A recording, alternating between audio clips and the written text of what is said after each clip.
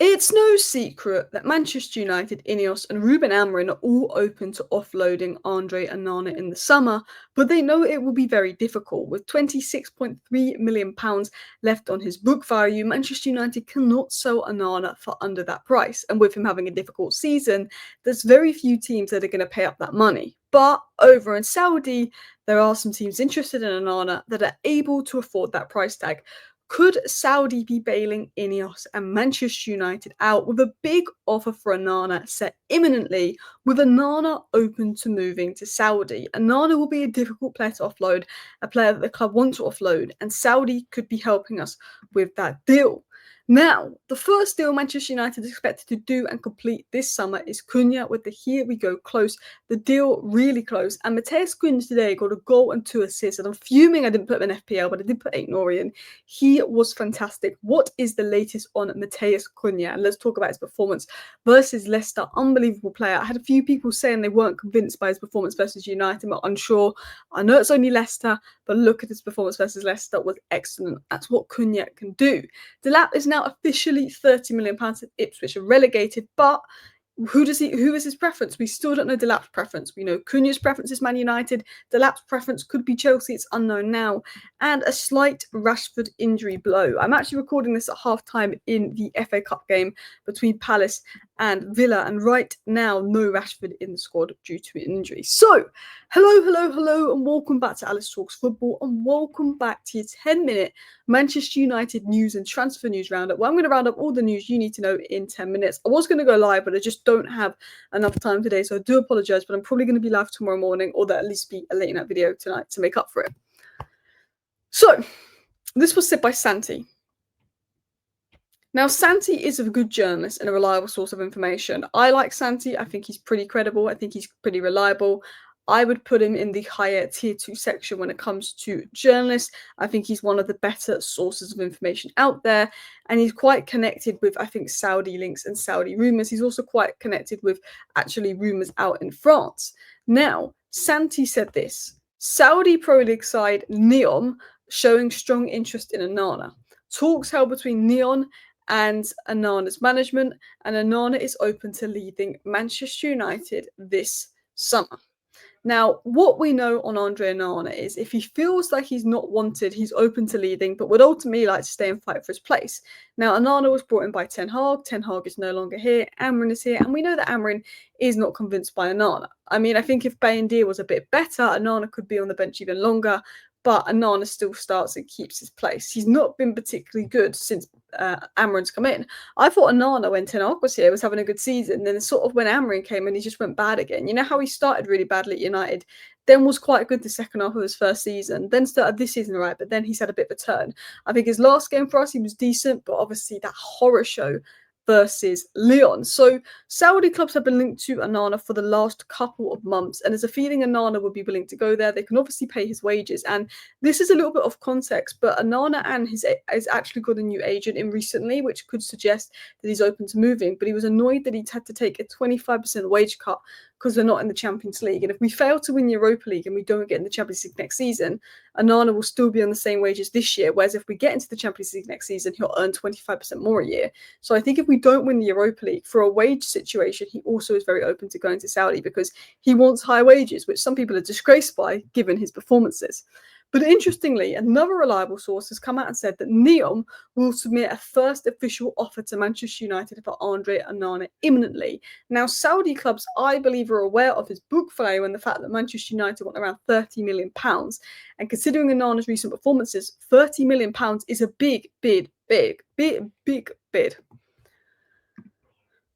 So let me give context to this Onana situation. This was said by Laurie Whitwell last month, and then I'm going to get into other stories on Onana, so you know everything you need to know on Onana. When talks opened with the Saudi Pro League clubs last summer, some at United for Onana was interested in what could be offered to him, but nothing materialised. That was last year, said the very credible Laurie Whitwell, who works for The Athletic, and he said this about a month ago, by the way, or a couple of weeks ago.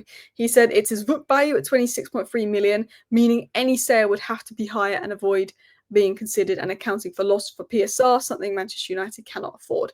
We're in a sticky situation with PSR. If we sell Onana for 25 million, we've got 1 million less to spend in the summer and then need a first team goalkeeper. So that's why we need at least 26.3 million. I think we'll be looking for 30 million. So we've got a couple million in the bank. And obviously we get him off the wage bill. Now, Joan Garcia is available for £21 million. We looked at the Brighton second keeper, but I think that's as a Bayern replacement. We looked at Suzuki, who might be quite expensive. Keep an eye on the Royal Antwerp keeper. Keep an eye on James Trafford, but I do think he's Newcastle bound. It was said by United Scout, as far as I'm aware, Onana's only chance he leaves is if Saudi comes in, and I 100% agree. No club outside of Saudi is going to pay for Onana, and Onana wants his wages, and only Saudi are going to do that. He said that Amorim would preferably move on Onana, and the player hasn't closed off Saudi as a potential destination. Going back to what I said about him and his agent being at Carrington, him wanting his wages up, Saudi are going to give him the wages that he wanted. Laurie Whitwell even said that last year, there was a bit of interest from Saudi and Onana, and United felt that Onana could be open to moving to Saudi, like Casemiro could be. This was also said the other day by TalkSport. There is serious interest in Onana from the Saudi Pro League, with United willing to listen to offers for him. Ruben Amorim is not against selling Onana. The goalkeeper has been unsettled at Old Trafford for some time. There's one report, obviously, yesterday or the day before that he's bought a new house, which is suggesting he wants to stay and he is settled. But then, obviously, his girlfriend's been robbed. He's had a difficult time lately. I think Onana wants to stay and make it work, but is maybe a little unsettled and is open to going to Saudi. I think that's his stance.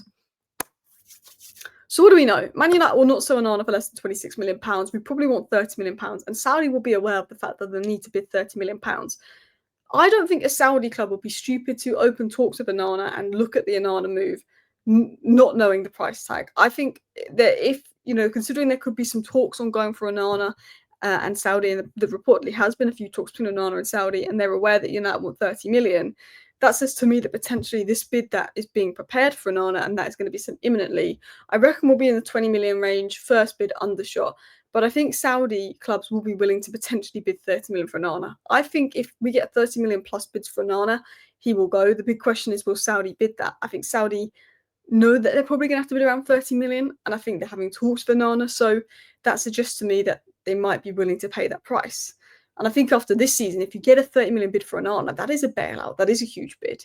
Onana is interested in the move. Amorim is open to selling Onana, and contact is ongoing. And I'm sure Saudi clubs know the price. I expect some advancements.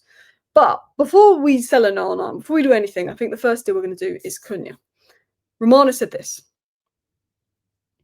Manchester United are really waiting for Cunha. Here we go, could come soon. I'm not going to bore you too much on Cunha to Manchester United. I feel like there's going to be loads of links today after the amazing performance he had, by the way. But continuing on, I think in Cunha, he wants Manchester United. Next week, apparently, is going to be a big week where we're going to look for a breakthrough. It's expected that he will agree personal terms with United, and we're going to give Wolves the money they want in instalments. We don't need to sell to buy Cunha. There's expected to be some big advancements. Matheus Cunha's game numbers versus Leicester City. 100% dribbles completed, 19 out of 21 final third passes, 9 out of 12 duels won, 6 shots, 5 chances created, 2 assists, 1 goal. He has been unreal in the Premier League this season. For a Wolves side, they're looking good now, but weren't good at the beginning of the season. He shines. He gives me Bruno Fernandes energy. In his prime, can get goals, can get assists, can shine in a good team, can shine in a bad team. But most of all, he suits Ruben Amorim's system. I can't remember the last time we really brought in a proven player that suits the system like he does, of Cunha's age, like since Bruno. We've not done many of them. So it's so nice to get somebody in that is proven goals. He was unreal today. And I'm not going to act like I watched loads of the game, but he was absolutely phenomenal. Like the passes he made, the dribbles he made, all of that. Anyway, continuing on into the final 2 stories in today's video. Ipswich have been relegated, so Liam Delap's 30 million clause can be triggered. Now, there's a lot of competition for Delap. Manchester United interested, Chelsea interested. They're the 2 favourites. Liverpool could be there. Newcastle could be there. I still think Chelsea are favourites for Delap, but let's wait and see. I think the fact that we're going all in on Delap, maybe Ineos have some confidence that we're going to get Delap. We want him and we want Cunha early. We want to move quick so we don't miss out on them. And apparently we can get them without sales, which is absolutely huge if true. And obviously right now, the second half is just about to kick off in the Palace versus Villa game. Villa are currently 1-0 down. Kick-off for the second half is about to kick off. But Rashford was not in the squad today, and sources believe that Rashford will not play for Man United again because of the situation with Amorim, which I've said is likely. I don't think he's coming back, or if he does come back, I don't think he's going to play. I think he'll be sold in the window. You know, I don't know. Maybe he plays one game and leaves in August, but I think he's going to go, and I think he's going to go in July. But Villa obviously might not get Champions League football. He's currently injured. If he's injured for the rest of the season, it's going to be more difficult to sell him. So because Villa are set to miss out on Champions League football and Rashford's picked out an injury, there's speculation that he's going to come back. United won't be able to sell him and that he's going to make up and come back. I don't think him and Amorim are going to make up. I think that he will still go. I think there's potential he could play 1 or 2 games at the start of the season and be sold like Sancho when they pretend the relationship is mended. But I do think he'll go. I think he's a good enough player that there'll be offers there, and I think United will find a solution. Anyway, thank you guys for watching today's video. This is your 10-minute news roundup, mostly talking about the Onana news. See you next time. Bye.